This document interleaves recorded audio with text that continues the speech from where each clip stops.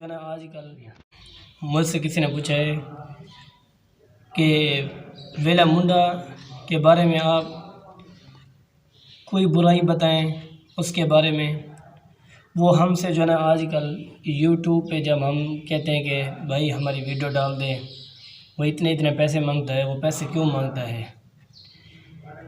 मेरे भाई एक बात सुने, उसने एक मेहनत की थी, उसको मेहनत करते करते 3-4 साल लगे थे, इससे भी ऊपर लग सकते हैं। उसने मेहनत करके अब जो वो उसने तरक्की की है, अब आप कहते हैं कि भाई हमारी वीडियो जो है ना अपने चैनल पे डलवाओ या उसके नीचे जो है ना लिंक हमारा भेज दो, जिसकी वजह से हमारी वीडियो मशहूर हो जाएगी।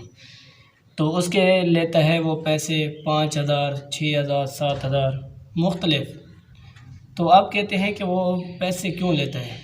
मेरे भाई उसने जो मेहनत की है ना, आखिर आपको उरूज पर पहुंचाने के लिए उसने तो थोड़ा सा पैसा लेना है। अगर उसने 4-5 हज़ार रुपये ले भी लिया है, तो अगर आपकी वीडियो मशहूर भी हो जाती है तो फिर आप कितना कमा सकते हैं बताएं? आप लाख लाख रुपए भी कमा सकते हैं, 50-50 हज़ार रुपये भी कमा सकते हैं। तो आपके सामने 4-5 हज़ार रुपये की क्या औकात है? फ़िलहाल इंसान को जो है मुश्किलात आती हैं। मेरे भाई उसने ख़ुद मेहनत की है, आप खूबसूरत वीडियो बना के भेजें, आप साफ़ सुथरी ईमानदारी से बातें करें। इंशाअल्लाह अल्लाह पाक से उम्मीद रखें, अल्लाह पाक आपको भी तरक्की अता फ़रमाएंगे। अल्लाह पाक कभी अपने बंदे को मायूस नहीं करता। हाँ, सिर्फ झूठ ना हो, सच बात करें। सच में इंसान की निजात भी है, जिसकी वजह से इंसान को मुश्किलात भी सच की वजह से ना ये पड़ती है।